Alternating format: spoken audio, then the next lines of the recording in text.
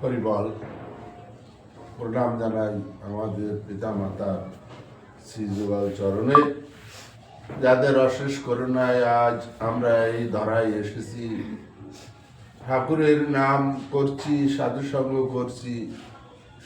প্রণাম জানাই বাবা হরিচাঁদ শান্তি মাতা, বাবা গুরুচাঁদ মাতা সত্যভামার শ্রী যুগল চরণে। প্রণাম জানাই সকল গুরু গোসাইদের শ্রী যুগল চরণে। প্রণাম জানাই যেখানে যত হরিভক্ত আছেন এবং যারা আমাদের এই ঠাকুরের গ্রন্থ পাঠ শুনছেন তাঁদের শ্রী যুগল চরণে। আমাদের এই ঠাকুরের গ্রন্থ পাঠ চলাকালীন যদি কোনো ভুল ত্রুটি হয় নিজ গুণে ক্ষমা করে দেবেন, আশীর্বাদ করবেন আমরা যতদিন বেঁচে থাকি যেন ঠাকুরের নাম করতে পারি। জয় হরিবল। শ্রী শ্রী হরিনীলামৃত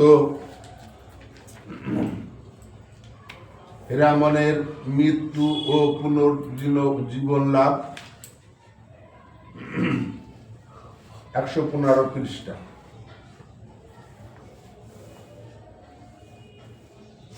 তাহলে এখানে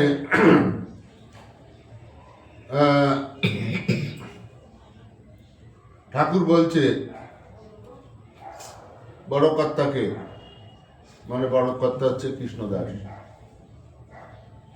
যে দাদা তুমি যাও, আমি দেখছি ওর সারা রাত রাম করে ওর দেহে প্রাণ আনতে পারি কি না। তখন কৃষ্ণদাস বলছে যদি প্রাণ আনতে পারো ভাই তাহলে ভালো হবে, কারণ এই রাহুত কুমার তোমার যাতায়াত, ভক্ত অনেক, রাহুত খামার থেকে ভক্তরা বহু দ্রব্য এনে এই হরির বাড়িতে দেয়। তুমি যদি এই মারা বাঁচাইতে পারো তাহলে ভালোই হয়।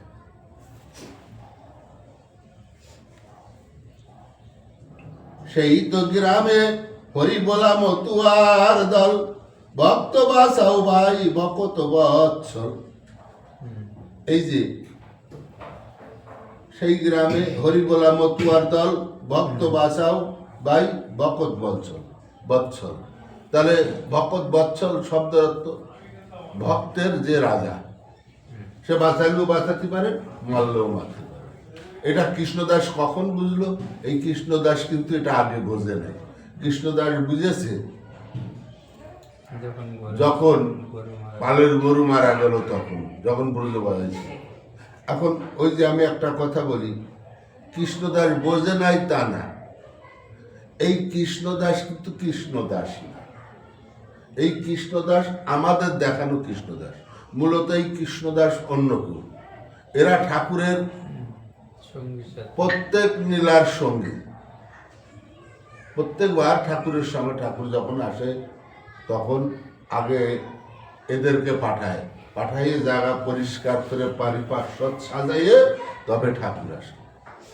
তাহলে এই কৃষ্ণদাস তার এখন, ঠিক আছে? তাহলে কি বলছে যে ওখানে মতুয়া দল অনেক আছে, তুমি সেই মতুয়া দলের রাজা, তুমি ওদের বাঁচাও।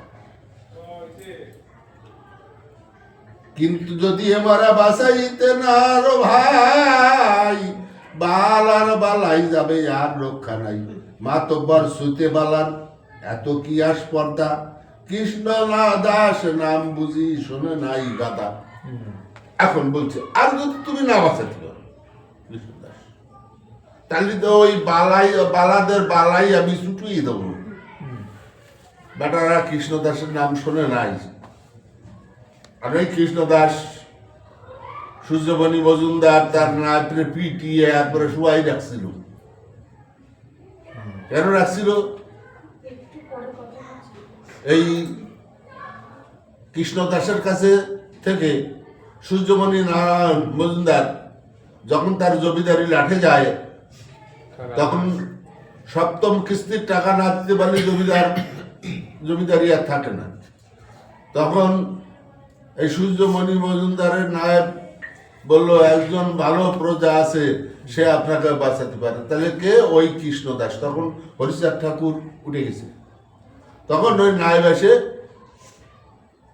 কৃষ্ণদাসকে বলে আপনারাই রাজ্যের শ্রেষ্ঠ প্রজা এবং যখন এই জমিদারি নেওয়া হয়েছিল, এই জমিদারি শরীফ প্রথার হয়ে আপনারা সাক্ষী দিয়েছিলেন, সই করেছিলেন।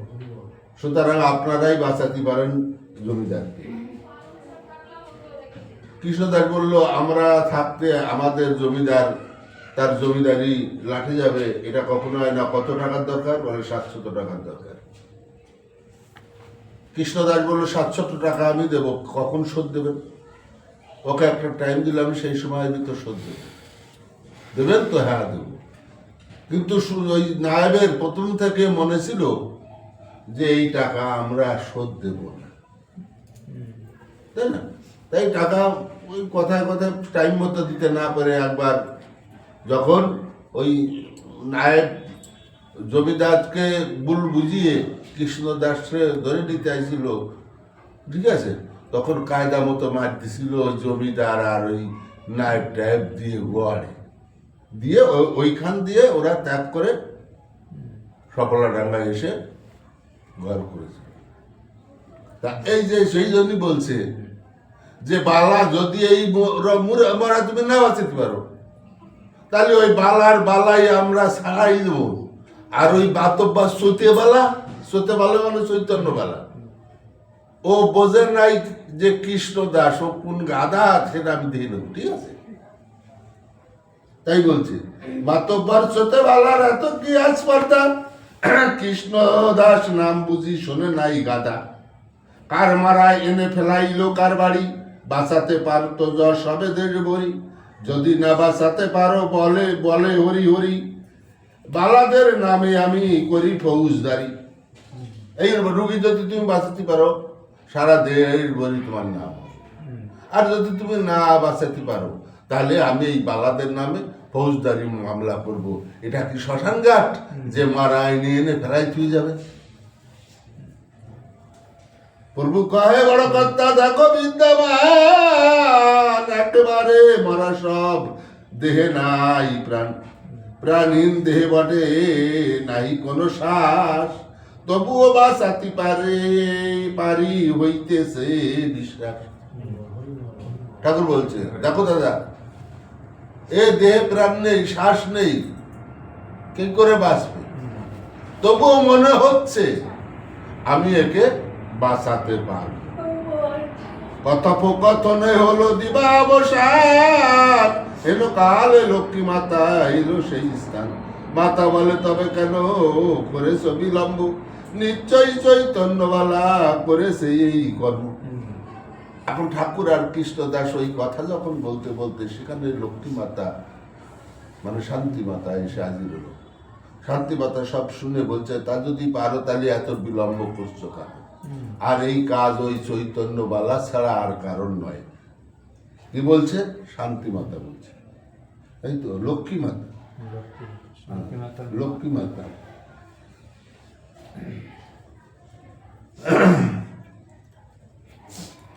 আপনার ঠাকুরালি তথায় বেড়েছে, পরীক্ষা করার জন্য ইহা করে গেছে। শান্তি মাতা কি বলছে? বলছে আপনার ঠাকুরালি তথায় বেড়েছে, পরীক্ষা করার জন্য ইহা করে গেছে। স্বামীকে কত উৎস দিচ্ছে, কত এগিয়ে দিচ্ছে। তাই আমরা প্রত্যেককে বলি, পুরুষের ভিতর তার স্ত্রী যদি সাধু না হয়, তাহলে সেই পুরুষের সাধু হওয়া বড় কষ্টকর। তাহলে আমাদের সাধু হওয়ার আগে আমার যে অর্ধাঙ্গিনী, তাকে আগে সাধু করতে হবে। সে যদি আমাকে সাধু হতে দেয়, তবেই আমি সাধু হতে পারবো, আর না হলে আমার সাধু হওয়ার কোনো রাস্তা নেই। তাহলে এখানে শান্তি মাতা কি বলছে ঠাকুরকে, পারো যদি তাহলে বিলম্ব করছো কেন? ওখানে কৃষ্ণদাস বলছে কি, ভাই তুই পারলে কর, না করলে দেশ ভরি আমাদের যশ হবে, তাই বলছে আপনার ঠাকুর আলী তথাই বেড়েছে, পরীক্ষা করার জন্য ইয়া করে গেছে। প্রভু বলে যাই হোক, যা হোক সবে যাও ঘরে, আমি দেখি চেষ্টা করে ঈশ্বর কি করে।